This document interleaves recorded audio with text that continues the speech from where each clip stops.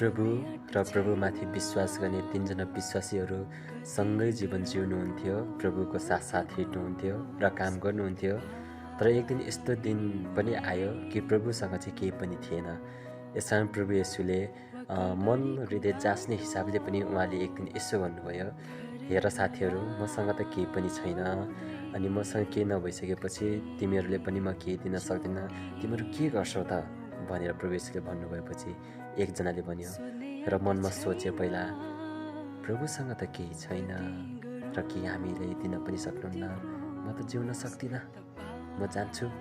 अनि उसले भन्यो, प्रभु म जान्छु नि है प्रभु, के गर्नु यस्तै छ भनेर ऊ पहिलो व्यक्तिले छोडेर गयो। र दोस्रोले पनि मनमा सोच्यो, जीवनमा त नखाइ बाँच्नै सक्दिनँ, जीवनमा केही नभई कामै छैन, म पनि जान्छु भनेर उसले पनि प्रभु येशूलाई त्यागेर गयो।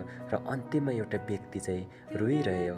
अनि प्रभु येशूले सोध्नुभयो, भाइ तिमी किन रोएको भनेर प्रभु येशूले सोध्नु भएपछि त्यो भाइले भन्यो, हे मेरो प्रभु, सबैले तपाईँले त्यागेर गए, कसैले पनि तपाईँको निम्ति सोचेन, सिर्फ आफ्नो निम्ति सोच्यो, यसैले प्रभु म रोइरहेको हुँ। तब प्रभुले भन्नुभयो, त्यसो भए तिमी के गर्छौ त? अनि त्यो भाइले भन्यो, प्रभु म बाँचे नि, म मरे नि, हर पल हर क्षण म तपाईँकै साथ हिँड्न चाहन्छु, जिउन चाहन्छु, म त हजुरले त्याग्ने छैन, किनकि सुखमा पर्दा त सबैले साथ दिन्छ, तर दुःखमा साथ दिने कोही पनि देखिन, तर म हजुरले सुखमा होइन दुःखमा पनि साथ दिन चाहन्छु प्रभु भने। अनि प्रभु साह्रै रुनुभयो।